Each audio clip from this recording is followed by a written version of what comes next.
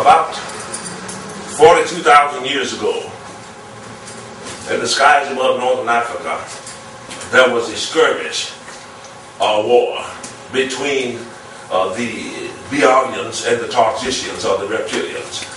Young man, can you bring me that stool over there? It's taller than this chair. Between the A.I.R and the Tartessians, because the Tartessians were, and I still suspect are, a would-be warlike type of a race.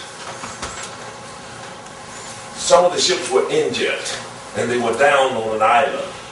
I placed this island about 100 nautical miles north of the city of Tripoli in Libya, in North Africa, out in the Mediterranean.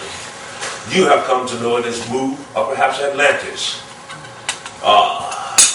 As they lived there for thousands of years and had not the technology with them, or perhaps the genetic diversity to reproduce themselves, because perhaps for the lack of females or what have you, they decided, it was written that these angels of God looked upon the daughters of men and found them fair, and took of them wives, and their sons became of old great men of renown.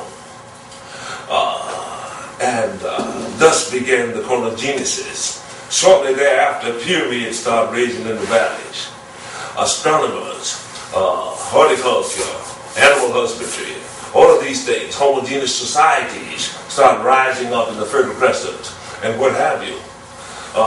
And it is written in some of the ancient chronicles. For instance, let us follow the chronology of the house of Adam.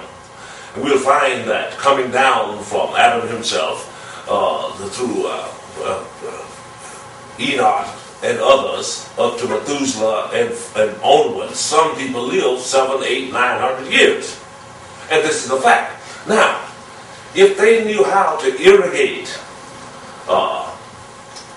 to chart the Nile and irrigate and build irrigation, if they knew astronomy on how to align their temples and buildings so perfectly until we could hardly do it today if we tried, and things of this nature, if they knew that the system of mathematics, when the water was going to rise, when to plant the crops, and things of this nature, then they knew what a year was. You understand? So if they say he lived 700, 800, 900 years, then that is a fact. Now, as time went by, and these children of God started disseminating into, assimilating into indigenous people all around, and what have you, the lifespan tended to diminish, and what have you.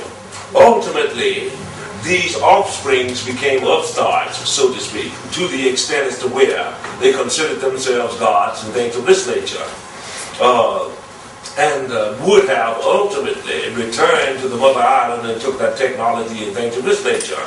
Thus came the cataclysms of that, what you might call the great flood or what have you, as a result of that tsunami that happened when the fabled Atlantis was sunk. And it was done with an antimatter trigger thermonuclear device placed in the center of a volcano out of the Mediterranean. And as far as people knew that lived in the area in the world, they thought the whole world was flooded. Of course it wasn't.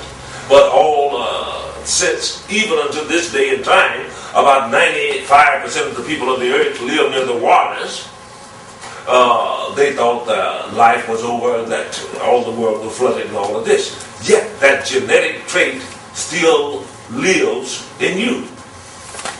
And me and your children, and will still live in their children, and what have you. Ever so often it manifests itself in different ways. Perhaps it manifests itself in the words of like Nostradamus, or perhaps Einstein. You understand? George Washington Carver, Dr. Drew, various other people who have brought us concepts. Because if you look back in history, most of our science, concepts, laws, art, and things of this nature emanated from the works of a few notable ones from which we are built off of, so to speak, down through history. So it is possible always for one individual to make all the difference in the world on a given planet.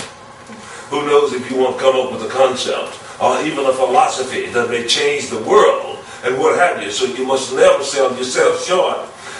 The P.R.ians believe that we reached terminal saturation around the year 2000, 2001, somewhere along in there.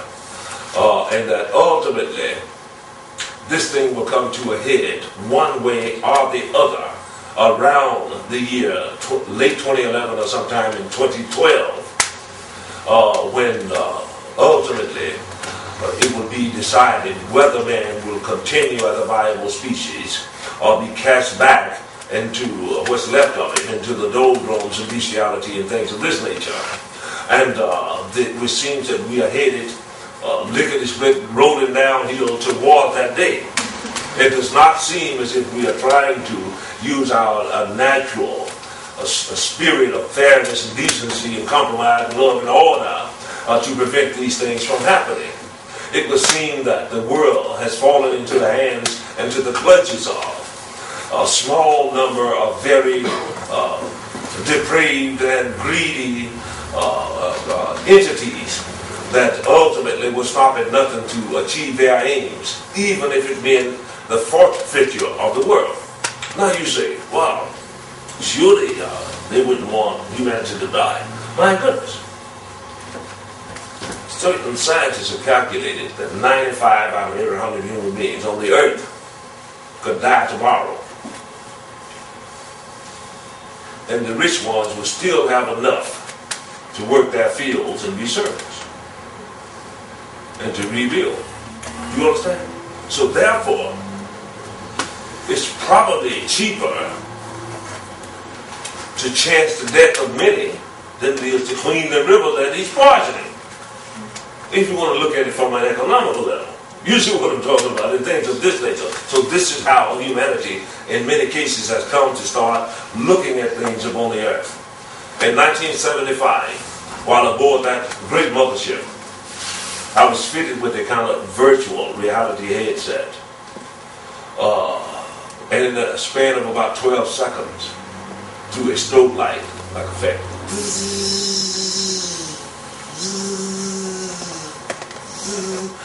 144,000 of these circular symbol configurations was fed into my neurological syntaxes. Now I do them by the thousands. No two are the same. I do them in the ink. There can be no erasure. My wife, if she will tell you that I never crumpled a sheet of paper or threw one away, even though I may have had a few brewskis. You know, I don't make a mistake on the symbols. Okay, I make a mistake in life. You know what I mean? Mistakes in life. But on the symbols, apparently I don't. And no two are ever the same. I am told that there may come a time. Now, they are not prepared to, nor are they able to, by the laws of the universe, come down here and literally take over for our own goods. However, just as you would not allow the dolphin, the whale, or the spotted owl, or the eagle to perish from the earth if you could stop it, they will not allow the human species to disappear from the galaxy or to perish from the galaxy. Thus, if necessary, they will ultimately take a large number of human beings back to their home planet. I'm talking about whole soul and body. I've been there, I've ate their food, I've talked with them, slept with them, slept in their accommodations, walked around the ship, learned much of their technologies and how they do things. The Biavians are vegetarians, I must tell you that. However, I once wanted a steak, and they made me one. I guess they made it out of vegetable matter, but I could not tell the difference. I'm serious, that's how good they are. You know what I mean? And it took them about 3 tries to make a decent beer. If you were there and you wanted a martini or whatever you wanted, they'd give it to you. I mean, you know, no problem. If you anything you want to eat, you can get it. But of course it wouldn't do you as much physical harm as the real thing and what have you. So now you say, well, why would they take this many humans from the earth and what have you? You see, you can clone sheep, you clone, other things, salamanders, sheep, mice, all that, and you can believe that somewhere secretly they're cloning humans. A Biardian third grader could probably clone a human. That's how smart they are. However, they cannot clone your memories. They cannot clone your happiness, your sadness, your disappointments, your accomplishments, your dreams, your spirit, that which you feel inside and hope to become, your emotions. They cannot clone that. Okay, they can clone something that looks like a human, but essentially what they got is a spaceman that looks like a human. So we got to have real human beings with their own faults, their own religions, their own perfections, their own ups, their own downs, etc., etc. If you want to rebuild the human species as it is and leave it intact. You understand? You cannot go out there and take two tigers and come back and breed a whole bunch of tigers in captivity and think they're still tigers, or that they can survive in the wild, etc., etc. You got tigers, of course, to look at, but as far as them instinctively knowing what they're supposed to do, you haven't got that. So in order to do that, they have to have real human beings. And I am not the only person who has gained some access to the knowledge of these beings in the sky. There have been many through history. There are no doubt many now upon this earth doing their job to let us know that we're not alone. I did not come here to try and convince you that we're not alone in the galaxy. Any rational-minded human being, by this time, with all of these minicams in the Mexico City incident and everything else, including Roswell, should certainly have come to the conclusion that we are not alone. I mean, that's a moot point. We know that. Nonetheless, what I am telling you is true. It's what I am telling you are my true experiences. You may take it with a grain of salt and analyze it from every angle whatsoever. If you get my book and you read it, I swear to you, and it does not live up to your expectation, I will buy it back from you. And I'm the only publisher on the earth who makes that promise. You understand? Because I am bound by what I know, what I've experienced, where I've been, what I've done, these things I've learned, good, the bad, and the ugly about them. And going back through history, witnessing more or less firsthand certain terrible incidents as well as esoteric incidents through history and things of this nature, are things that I would not sell for all the gold on earth. I would not give it up. Yet, I would not wish it upon my worst enemy. This data I bear within me of what I have seen. Yet I tell you truly that if I am correct, then getting your symbol from me and getting your book is a very small price to pay for actually learning something instead of all the bull crap they've been feeding everybody for the last 60 years. Do you understand? It is well worth the outlay to learn this aspect of it. I said there are many things in here I may tell you of which I am not completely apprised of myself or know how it works. But that doesn't mean that you won't know how it works. How do I know what you have already researched, what you've learned from many different angles? I've never studied ufology or anything of that nature. Personally, I didn't study music either, but I make it. I didn't study art either, but I do this, and what have you. The attributes, he said, friend Martin, we cannot give you what you do not already have. However, we may have to be able to enhance it. You know what I mean? Otherwise, I already could do this and didn't know it. But somebody told me, hey man, you poor, you're black, you're uneducated, you're a homie, you're from the ghetto, you can't do a damn thing. You understand? And if this mindset had taken hold, and what have you, even the aliens could have helped me. You see what I'm talking about? So I tell you truly, there is no limit to what you can do. You understand? If you seek, you shall find. Wake up tomorrow and say, I want to find, for instance, this young man, he's got a little little shooting science machine where you just shoot at the other guy. Bing, bing, bing, bing. Well, he may wake up tomorrow morning and say, hey, this could be made better. And next year he'll be a mogul. Another, Ben Gates or something. You know what I mean? Because he has invented a better machine based upon the prototype of that chump machine he had. You see what I'm talking about? So you never limit yourself to what can be done in all this.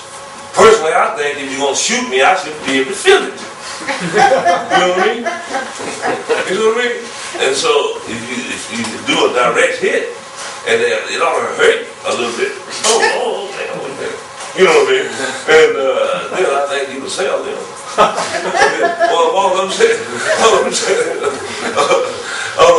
is there's many things that we can do, and there is no limit to what we can do.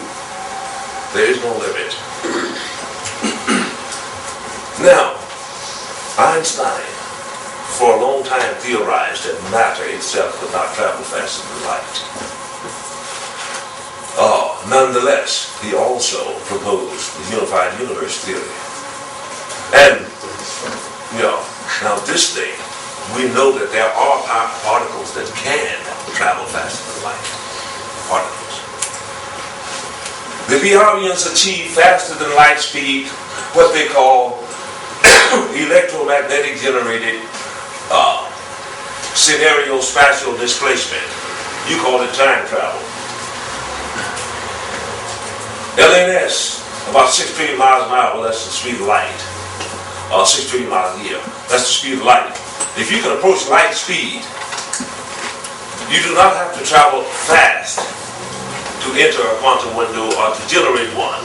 All you have to do is match the vibration. At the right vibration, you jump from light natural to ion trajectory. That's 2.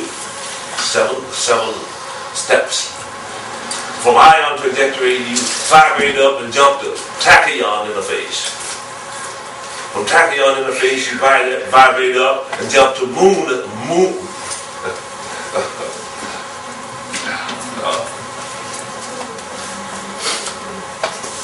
What do they call it? MUFON. Forgive me. My brain is basically, if I was a little smarter, I'd be a potato. To the MUFON. And from the MUFON, you vibrate up to the quark. This is your 5th level. From the quark, you can vibrate up and assimilate with what they call top quark. This is 6th level. Now there's a 7th level. You can vibrate up and perform a electromagnetic plasmic etheric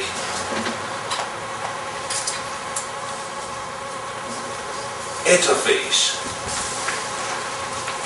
with what they call dark matter. At this speed, the 7th level, you are essentially burning a miniature black hole through space and time. Contrary to popular belief, light does not move on a linear path like this. It oscillates like a snake across the galaxy. At this speed, you're running across the loops. You understand? Thereby squeezing time back to you. And ultimately, this is how you cross the vast distances of space without spending, say, 4.5 years ago to Alpha Centauri, or 450 years ago to Biavi at light speed. You see what I'm talking about? And the same principle can be used to access certain elementals in the history of a given planet, such as going back and watching Alexander and Darius, or even the crucifixion, etc. You can do that using this vibrational principle and what have you. The time-space chronometer should kick you out within a short span of time on the point of time that you are seeking in history and what have you, and things of this nature. And this is how they do that from the vibrational level. Now, as I've said, you don't have to run real fast. All you have to do is match the vibrational level. The particle then thinks you are it, and it takes you with it. Once you have achieved that, then you want to get like the particle in poles, electromagnetic pole, and like poles repel, right? It'll push you away, and then you hook on to the next one, and you booking, you're booking. So this is how they traverse space and time. Okay, they don't need solid fuels or anything of that nature because the hydrogen atom is the most abundant throughout all of the cosmos. If you can collect it, you ain't gonna never run out of fuel.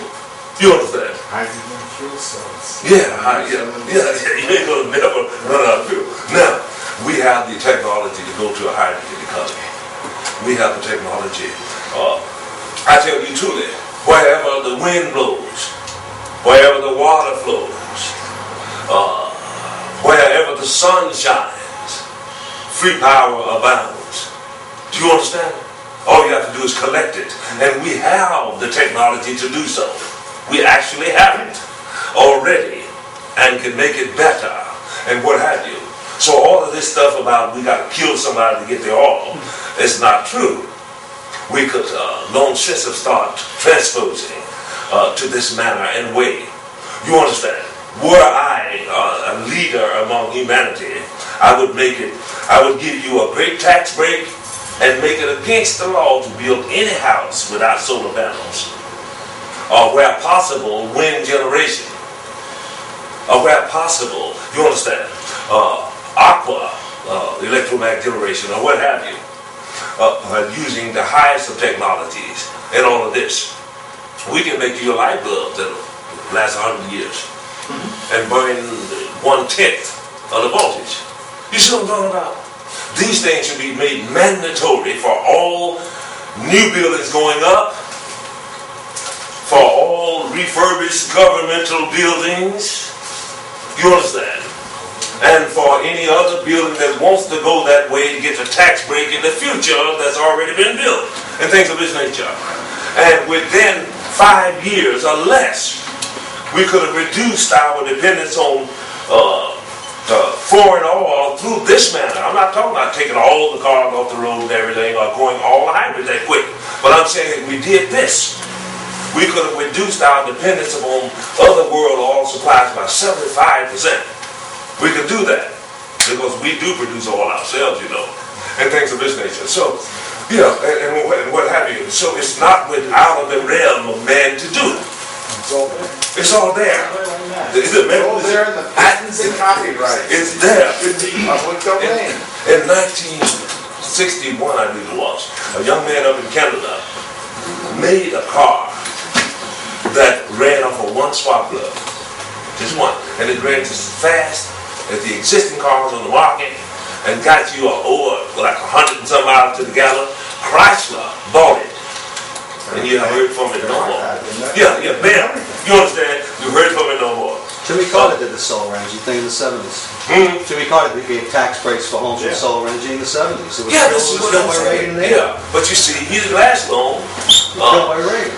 They got him out of there because, hey man. The head of the patent office during Reagan was the ex-CEO of Mobil Oil. Yeah, well, of course. He had patents, he squashed them. We can't have this. We can't have a guy here that's actually going to use common sense. What kind of deal is that? He's actually going to do something right and help people that it can be done. So corrupt. You understand? Yeah. So corrupt. Yeah, right. Now, my dear people, I hope that I'm not boring you to distraction. Okay. Let's take a little break and go in and eat and what have you. And then say within half an hour or so, peruse the symbols and all that. There's some here, there's probably 800 in that box. There's, look around. And then here, this tape is very interesting because this was the first compilation of tape that was made on me before the world knew about me and after I had found out about the extraterrestrial connection. This was the hypnosis tapes and things of this nature that brought me to my awareness of all these things. And what I have told you here today, I guarantee is not 1/100th of all that I know. Nonetheless, this is why you need to get the book and some of the other wares here so that you might better at least understand either the nature of my genius or madness. You understand? And what have you. And also to find a way that you can track me down to get your money back. So let's take a break. And